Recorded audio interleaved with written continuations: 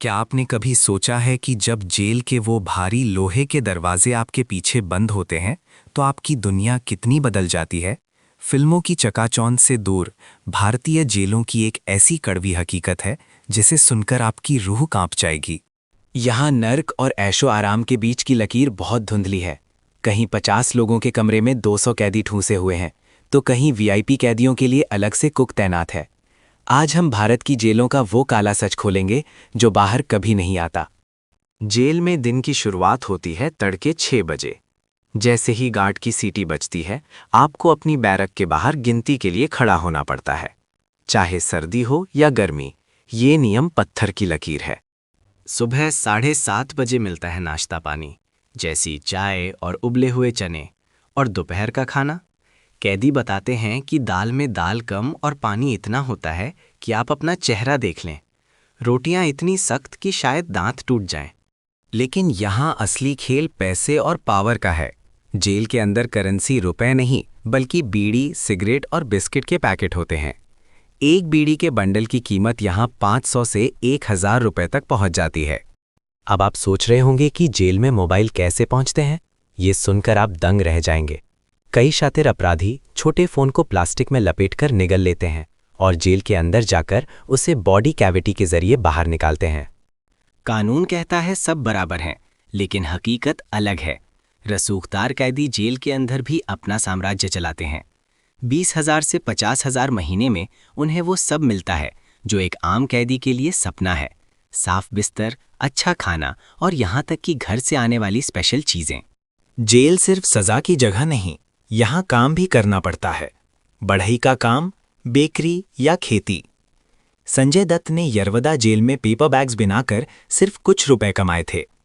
यहाँ मेहनत की कमाई बहुत कम है, लेकिन दिन काटने का यही एकमात्र सहारा है। हर बैरक का अपना एक लंबरदार होता है, एक ऐसा पुराना कैदी जिसका रसूख गार्ड्स के बीच भी होता है। वही तय करता है कि कौन कहाँ सोएगा और किसे क्या काम मिलेगा। उसकी मर्जी के बिना आप करवट भी नहीं बदल सकते।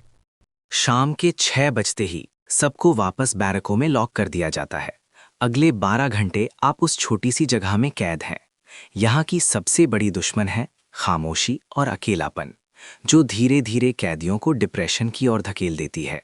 जेल की दीवारें इंसान को सुधारने के लिए बनाई गई थीं, लेकिन अक्सर यहाँ का माहौल एक छोटे चोर को बड़ा अपराधी बना देता है।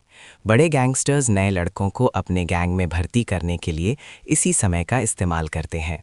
आंकड़ों की माने तो भारतीय जेलें अपनी क्षमता से 130% ज्यादा भरी हुई हैं। जहां 10 लोगों की जगह है, वहां 30 लोग सो रहे हैं। टॉयलेट के बाहर लंबी लाइनें और नहाने के लिए छीना झपटी, ये हर दिन की कहानी है। अचानक होने वाली रेड या झड़ती में जब सिम कार्ड या हथियार मिलते हैं तो सज़ा और भी कड़ी हो जाती है। लेकिन भ्रष्टाचार इतना गहरा है कि आज फ़ोन निकला तो कल फिर से एक नया फ़ोन पेट के रास्ते अंदर पहुंच जाएगा। हफ्ते में एक दिन मुलाकात का होता है। जाली के उस पार अपने परिवार को देखकर कई फौलादी अपराधी भी फूट फूट कर रोने लगते हैं। वो 20 मिनट ही उन्हें एहसास दिलाते हैं कि आज़ादी की असली कीमत क्या है। आतंकवादियों और खूंखार गैंगस्टर्स के लिए हाई सिक्योरिटी वार्ड होता है। यहाँ सूरज की रोशनी भी मुश्किल से पहुँचती है। यहाँ का अकेलापन किसी भी शारीरिक प्रताड़ना से कहीं ज्यादा खतरनाक है। छोटी सी बात पर शुरू हुई बहस अक्सर जेल के अंदर बड़े दंगों का रूप ले लेती है। चम्मच को रगड़कर बनाया गया चाकू या लोहे की पत्ती, यहाँ हर चीज एक हथियार बन सकती है। सुरक्षा के दावों के बावजूद वर्चस्व की जंग यहाँ आम है।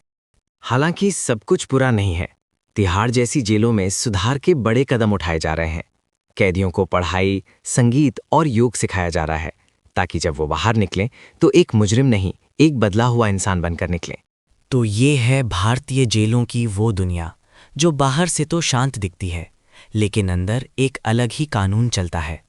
यहाँ हर दिन एक जंग है, खुद से और सिस्टम से।